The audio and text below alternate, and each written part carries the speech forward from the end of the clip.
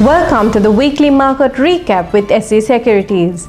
Let's take a look at some of the latest developments in the Sri Lankan economy and financial markets.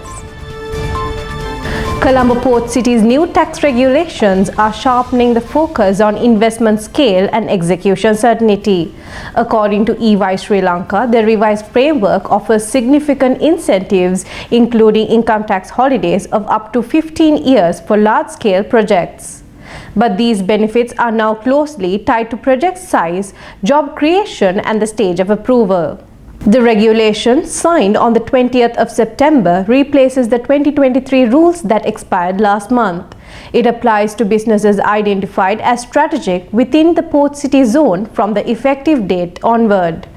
EY explained that projects already in the pipeline may fall under either the old or the new system. Those already gazetted as businesses of strategic importance may continue under the earlier framework, while applicants at earlier licensing stages will move to the new one. For primary projects such as land leasing and development, the tax incentives are linked to both capital and employment. An investment of at least $100 million and 300 jobs qualifies for a 10-year holiday. This rises to 12 years for $500 million and 15 years for $1 billion. Smaller projects in marinas and social infrastructure with a minimum of $25 million and 100 jobs are eligible for a 5-year exemption. During implementation, all projects also enjoy waivers on customs duty, the Ports and Airports Development Levy, and cess. Once gazetted, these businesses gain further exemptions, including from entertainment taxes, foreign exchange rules, and termination of employment laws. Secondary businesses, those not directly involved in land development, will benefit from a reduced income tax rate of 7.5% for 4 years, along with customs and levy exemptions until operations begin.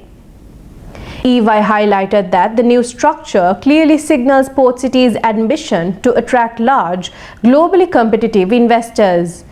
The firm added that while Sri Lanka still offers some of the longest tax holidays in the region, certainty will depend on timing, compliance, and employment thresholds. The message for investors, EY said, is clear: regulatory planning must now be part of any early-stage investment strategy in Colombo Port City. Sri Lanka's economy expanded by 4.9% in the second quarter of 2025. This compares with 4.1% growth in the same quarter of 2024. Breaking it down, agriculture activities grew by 2%, industry activities by 5.8%, and services activities by 3.9%. Taxes, net of subsidies, also rose sharply, recording a 13.5% increase. Tea recorded a moderate year-on-year increase during the first 7 months of 2025. Rubber production showed a decline both for the January to July period and in July alone. Coconut production grew steadily with a notable increase in July, though overall volumes for the 7 months remained lower than in 2024. Purchasing Managers' Indices for August pointed to expansion in both manufacturing and services.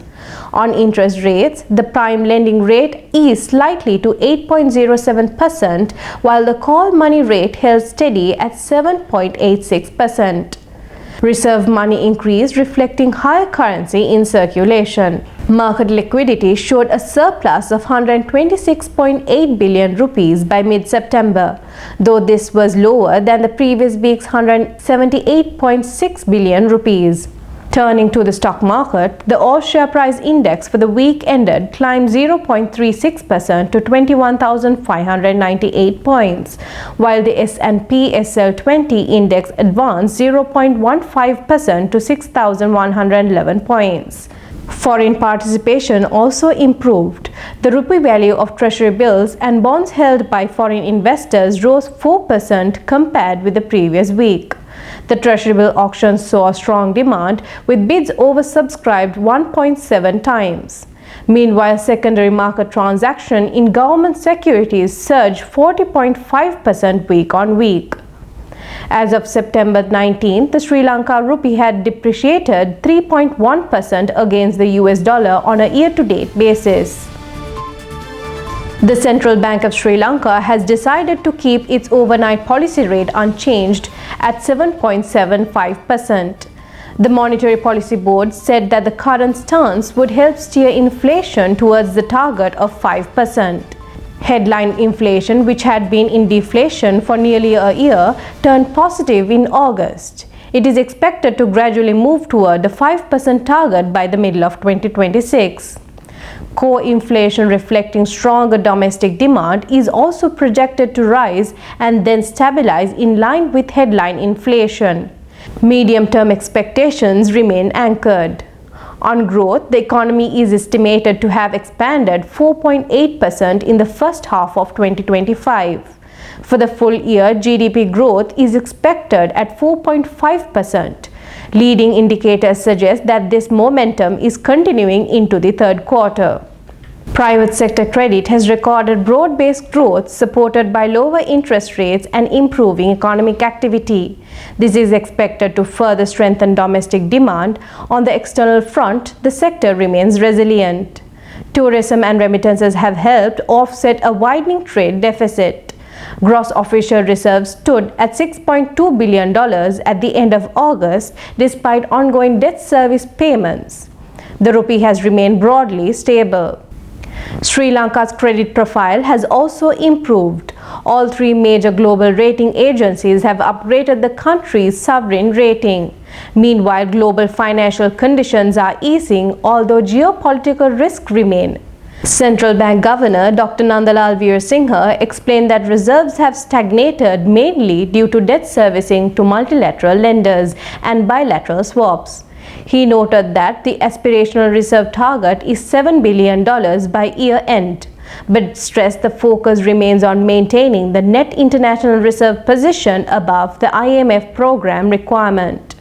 Looking ahead, the governor defended the 2025 growth forecast of 4.5%, describing it as a part of a steady recovery path. He also pointed out that the global shift towards monetary easing could benefit Sri Lanka as investors seek stronger returns. The central bank's next monetary policy review is scheduled for 26 November 2025. Sri Lanka's tea exports showed steady progress in August.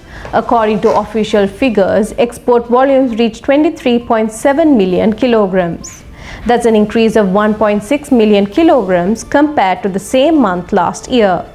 The growth was seen across most categories except for green tea, which recorded a decline. In terms of value, the average FOB price stood at 1,805 rupees per kilogram.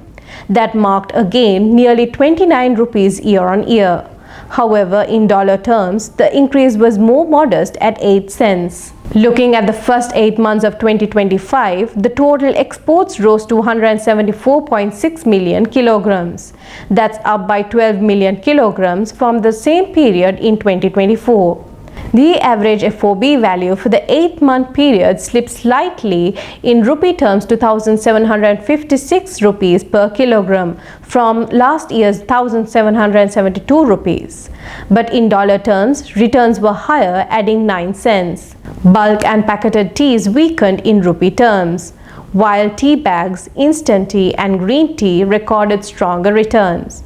In dollar terms, only packeted tea posted a decline. Turning to buyers, Iraq remained the largest importer, purchasing 26 million kilograms from January to August. That's up 23% year on year.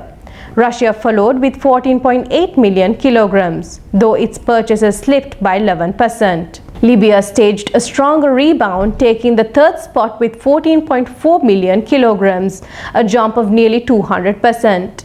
The United Arab Emirates fell to fourth, with imports contracting by 20% to 12.7 million kilograms. Elsewhere, Turkey increased imports by 2%, while Iran rose 6% to 8.3 million kilograms. Overtaking Chile, China, Azerbaijan, and Saudi Arabia rounded out to the top 10 buyers. Sri Lanka's tea industry, while facing mixed trends in product categories, continues to benefit from resilient demand across diverse markets. Let's take a look at this week's Treasury Bill auction results. With the recent Treasury Bill auction, the 91-day T-bill rate stands at 7.57% with no change compared to the last week. The 182-day T-bill rate stands at 7.89% and the 1-year T-bill rate stands at 8.02%, showing no change compared to the previous week. Thank you for watching. We'll be back next week.